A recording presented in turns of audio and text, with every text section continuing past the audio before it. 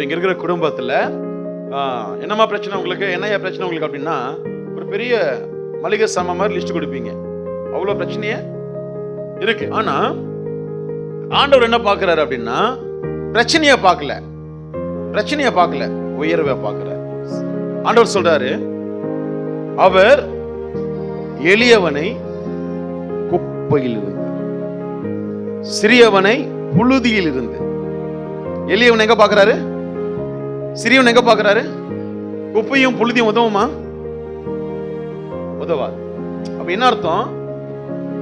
அவர்கள் உபயோகம் இல்லை என்று சொல்லி தூக்கி வீசப்படுறார்கள். இந்த எளியவனும் இந்த சிறியவனும், எளியவனையும் சிறியவனையும் குப்பையில் இருந்தும் புலியிலிருந்து எடுத்து அவர் ராஜாக்களோடும் பிரபுக்களோடும் உட்கார செய்கிறவர். இந்த சிறியவனும் எளியவனும் போயிட்டு ராஜாக்களோட உட்கார முடியுமா?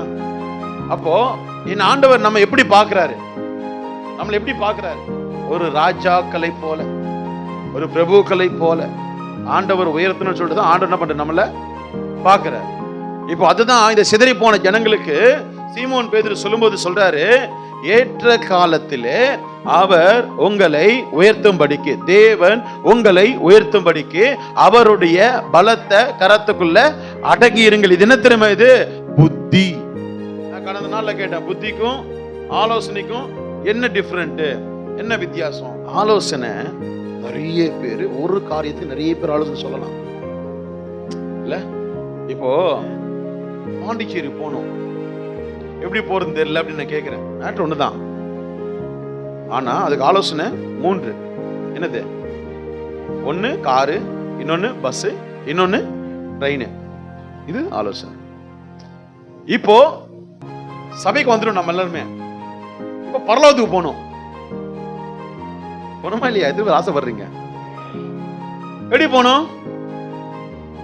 பரலோகத்துக்கு ஆலோசனையில போலாமா? புத்தி சொல்லணும். என்ன புத்தி சொல்லணும்?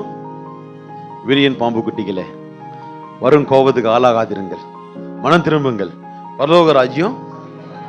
இதுல காம்ப்ரமைஸே கிடையாது, காம்ப்ரமைஸ் கிடையாது. இது பரலோகத்துக்கான ஒரு காரியத்தை உங்களுக்கு நான் சொன்னேன்.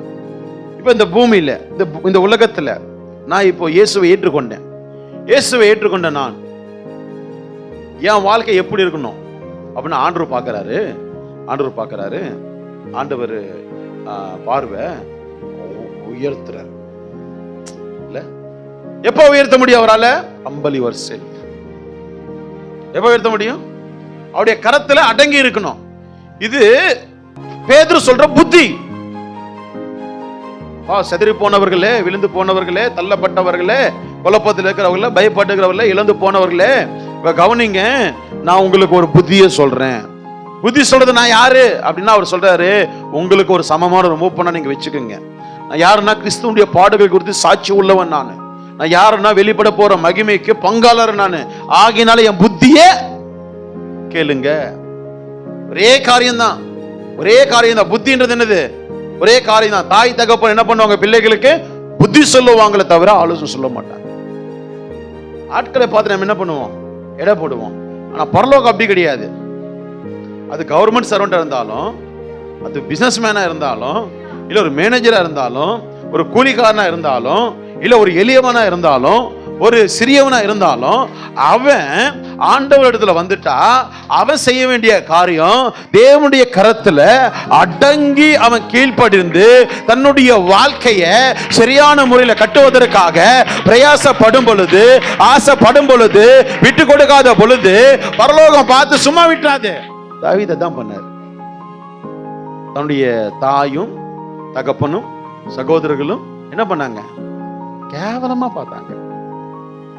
இவெல்லாம் யுத்தத்துக்கெல்லாம் செட் ஆக மாட்டான், இவெல்லாம் நம்ம குடும்பத்துல ஒருவனை இருக்கிறதுக்கு என்ன பண்ண மாட்டான், செட் ஆக மாட்டான்.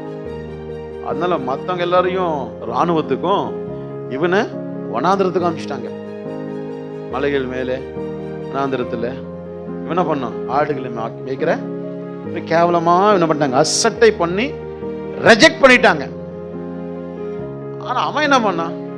வனாந்திரமா இருந்த எனக்கு என்ன, மலையா இருந்த எனக்கு என்ன, வெயிலா இருந்த எனக்கு என்ன, சிங்கம் வந்தா எனக்கு என்ன, கரடி வந்த எனக்கு என்ன, நான் என்ன பண்ணுவேன்? கர்த்தரை எக்காலத்திலும் நான் சோத்தரிப்பேன். அவர் துதி எப்பொழுதும் என் வாயில் இருக்கும். அவரது என்ன பண்ணிட்டாரு? கொண்டு போயிட்டு சகல இஸ்ரவேலருக்கும், சமஸ்த இஸ்ரவேலருக்கும். ஐயோ, வாட் a பியூட்டிஃபுல் ப்ரமோஷன் இல்ல? என்ன மாதிரி ஒரு உயர்வு இல்ல? யோசிச்சு பாருங்க, யோசிச்சு பாருங்க. ஏன் அவருக்கு மட்டும்தான் அந்த உயர்வு, உங்களுக்கு இல்லையா, எனக்கு இல்லையா? படணும் அப்படின்னா, உயர்த்தப்படணும் அப்படின்னா புத்தி என்னன்னா, நீ அவருடைய பலத்த கருத்துக்குள்ள